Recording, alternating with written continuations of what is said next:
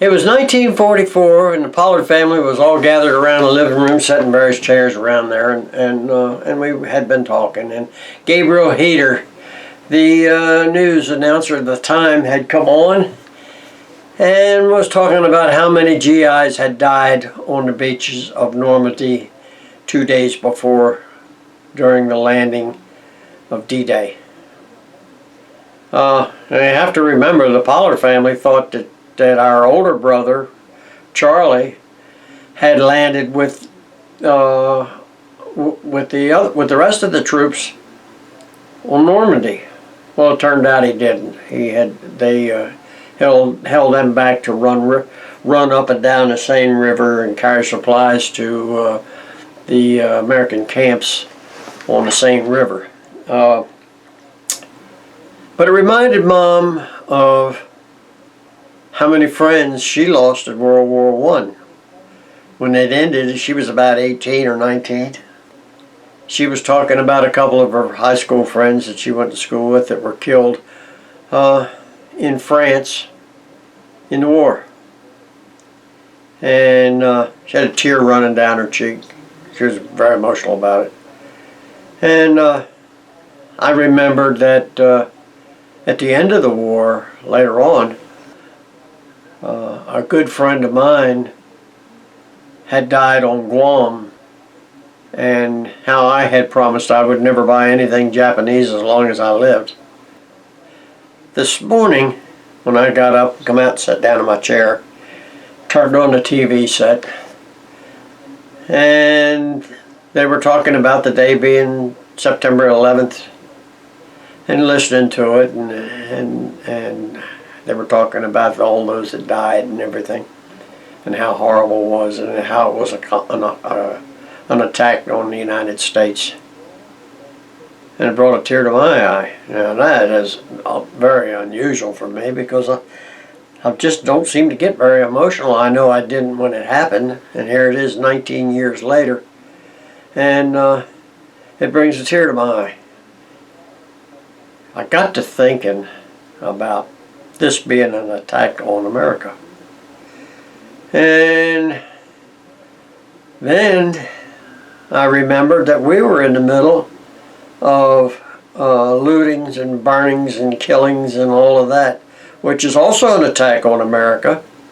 Not by a foreign power, maybe not by a foreign power, maybe it was by a foreign power, maybe Antifa and Black Lives Matter are. So why are we reluctant to even arrest them? They're arresting them and turning them loose the next day. That is also anti-American as far as I'm concerned. And yes, everybody says that Americans have a right to protest. Well, I'm not sure what protest actually means. They do it under the guise of freedom of speech. Well, freedom of speech is one thing, but blocking traffic in a highway that people have bought driver's licenses to drive on and pay taxes in their gasoline every day to drive on. And so I'm not sure that's freedom of speech. I don't see how walking down the middle of a highway is freedom of speech. You can shout something and you can yell and holler, and that's probably is freedom of speech. But you can do it from a damn sidewalk.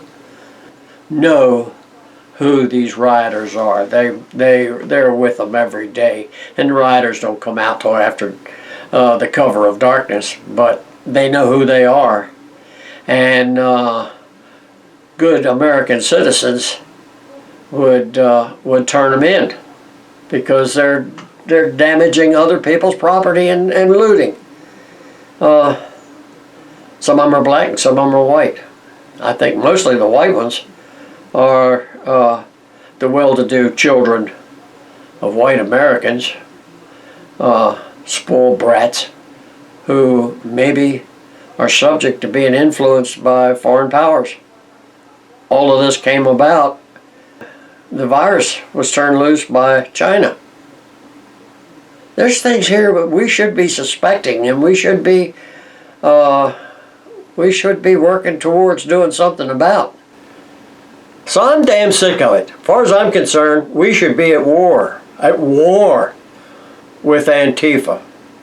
All we have to do is declare war on Antifa and Black Lives Matter, are trying to tear our country apart, and to the Democratic Party that allows it and secretly smiles while it's going on because it's damaging Donald Trump, the President of the United States. When somebody attacks the President of the United States, it's no different than attacking you and I. So we should put a stop to this by whatever means it takes to do it. Sorry, folks. I'm sorry you had to listen to this, if you did. But I got it off my chest. I meant what I said. Thank you. Bye-bye.